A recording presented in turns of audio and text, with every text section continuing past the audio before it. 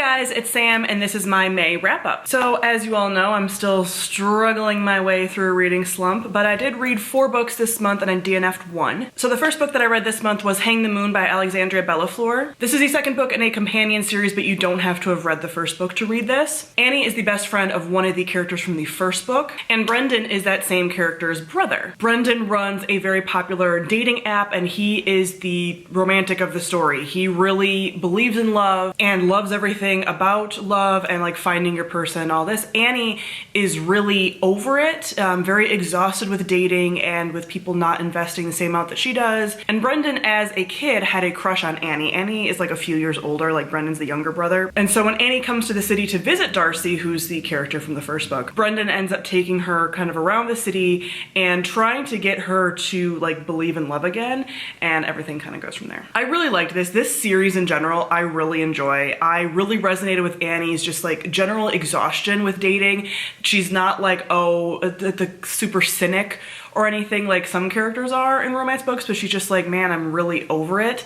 And I really liked that Brendan is the character in this like straight dynamic who is like the romantic and believes in love and all of this. So I just really like their dynamic, and everything about them felt very like natural and organic as far as them developing feelings for one another, and I just found them really cute. So I gave this one 4 out of 5 stars. I also do have a review for that one, so I'll link that on the screen. The next book I finished was Shadows of Self by Brandon Sanderson. This was my Bibliothecary book pick, so every month my Bibliothecary supporters get to vote in a poll for a book that I'll read. We also do video topics that I'll do. We have a Discord chat.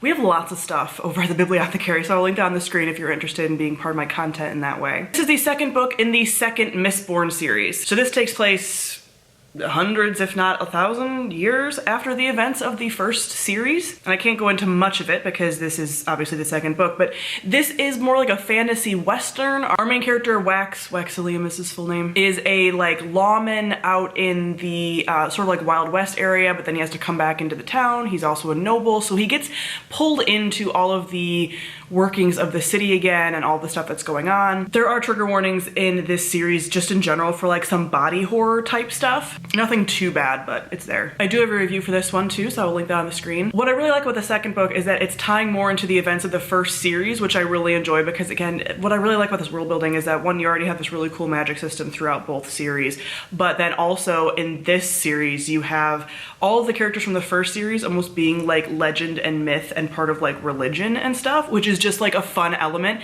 And there's a lot of stuff that's now tying back to the first series within this book. So I really enjoy that as a big fan of the first series. And also this book just had some more substance to it than the first one. The first one was just kind of like a fun little romp, not really sure where it was going. This one is definitely building much more on like a story and themes and things. So I ended up enjoying this one more. Also the twist at the end, the ending for Brandon Sanderson books are always generally really good. Like he does really good with sticking the landings. So the end of this was just like, wow. So really bumped it up for me, and I gave this one 4 out of 5 stars as well. I then ended up DNFing Malice by John Gwynne. This is the first book in a grimdark adult fantasy series. This follows like possibly 5 or 6 POVs in this fantasy world.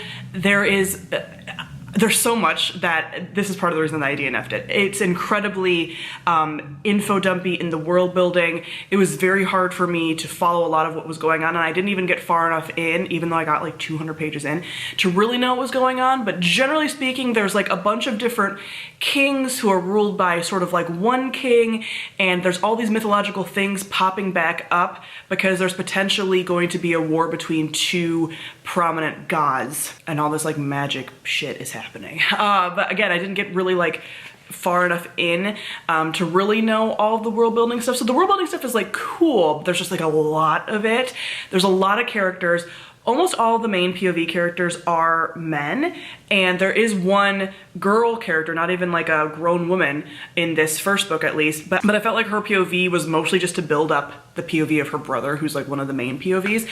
And I just found it really hard to be jumping between POVs, which I usually don't struggle with that much, because I couldn't really distinguish like that much difference between a lot of the different characters. And there were a couple of similar plot lines in a few of the POVs that were just based around like bullies which I'm just like, wow, this is I don't like bully plot lines in general, and having multiple happening was not super fun. And lastly, one of the prominent characters, which is very common in fantasy stories, is this like younger teenage boy who's obviously going to be like sort of like a chosen one, a big part of the story, but right now he's kind of a whiny brat, and he's also part of like the bully plotline. So it was just a lot of things that were lining up that I wasn't super enjoying, and right now I've been in a slump.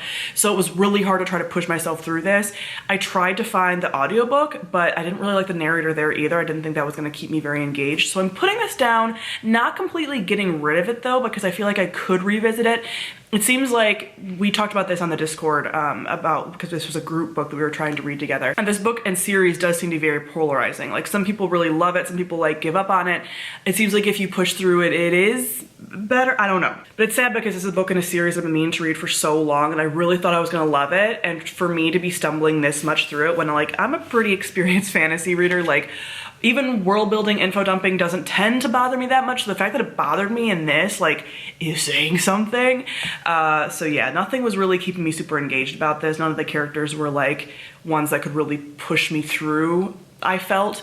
So we'll see if I revisit this in the future, but a DNF for now. I would love to know if you've read this book or attempted to read this book, what your experience was, because that might sway me a little bit in either direction. Then I read People We Meet on Vacation by Emily Henry. This is an adult standalone contemporary romance. It follows the main characters of Poppy and Alex. Well, we don't get Alex's perspective, but we do get Poppy's. And they have been best friends since college. They are polar opposites. She is like a spontaneous traveling girl, works for like a magazine about travel, like all this stuff. He's more of your like rigid, stable, like smart guy, a little bit nerdy, but they've been best friends for years, and every year they take a summer trip. But 2 years ago, there was something that happened during their summer trip that sort of pushed them apart, and they have not spoken since.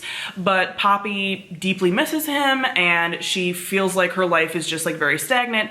And so she reaches out and is like, let's take one more trip, kind of trying to salvage the friendship, and everything goes from there. This is obviously a friends to lovers romance. There's a trigger warning in here for a death of a mother that is in the past, off page, not like graphically described, but is a big part of Alex's life. But this was very enjoyable. I didn't love this as much as Beach Read, which was Emily Henry's previous book that I feel like everyone loved on book 2 for the most part. This was our House Salt book club pick for this month, so I will link that on the screen because that goes over all of our thoughts. This was not perfect for a lot of us, but was very enjoyable. So I generally enjoy, there's these like flashback scenes to like previous trips they've taken, and it kind of shows the development of the relationship, and it does walk a fine line, and it stays on like the good side of the line, where these are two people who obviously have had feelings for each other for a while, but during the last 10 years they have had other relationships and things, and sometimes with books that have that feature there is this element of like emotional or physical cheating, and we don't have that in here, which is nice because that commonly will pop up in books with these kinds of themes. And I did just find the progression of their relationship like very believable, but there were points where,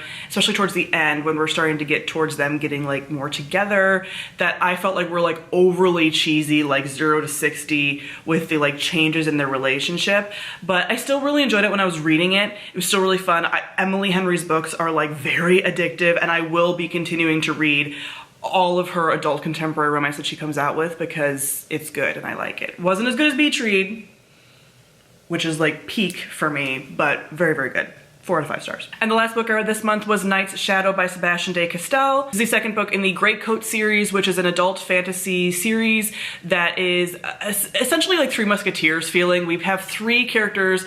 Well, we have one main character that we're following like his actual perspective, but we have 3 characters that are Greatcoats who were the former king's magisters, but feel very like Three Musketeers-y, that are sort of traveling around the country because they are now in like ruin because the king has been killed. They were perceived to have betrayed him and are seen as like cowards and traitors. And Falkio, who's our main character, is like the first cantor of the Greatcoats, who is like one of the people sort of in charge.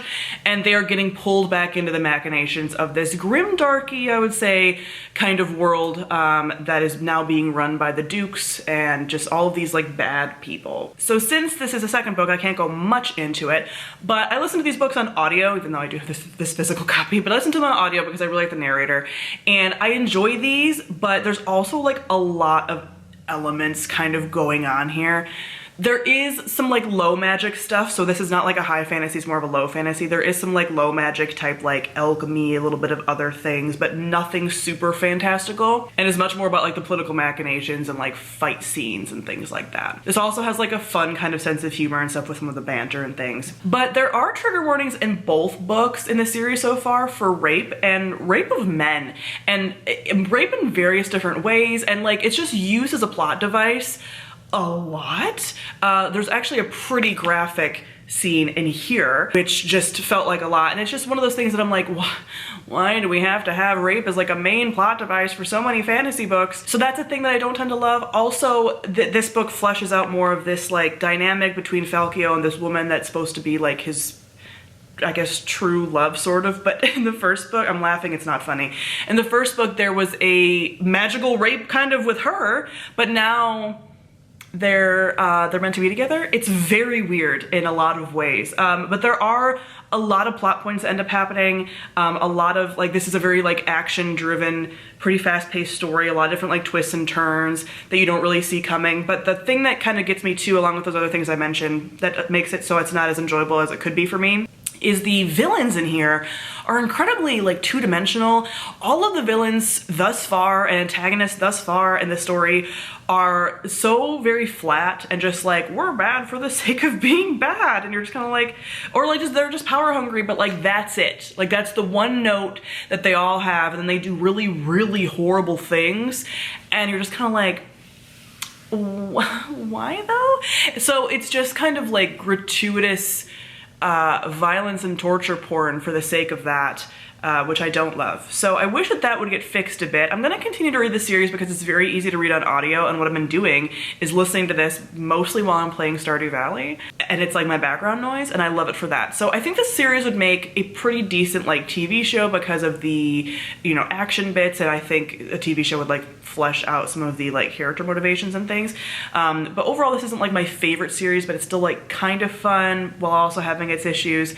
Boiling down to, I give this 3 out of 5 stars. So that is it for my May wrap up. Comment down below, let me know the books that you read in May, what you're enjoying. You'll also notice that I did a TBR for a readathon this month, and did I read any of those books? No, I think Night Shadow might have been on the list, but otherwise I did not, because reading is not, I hope I get out of this soon. I don't like it here. Mom, come pick me up. So thank you all for watching, and I'll see all of you guys soon. Bye.